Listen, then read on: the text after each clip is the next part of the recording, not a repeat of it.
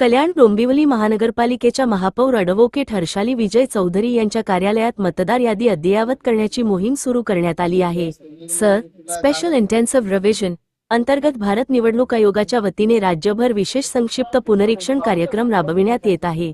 मतदार यादी अद्ययावत ठेवण्यासाठी आणि भविष्यात उद्भवणाऱ्या अडचणी टाळण्यासाठी ही मोहीम अत्यंत महत्त्वाची ठरत आहे।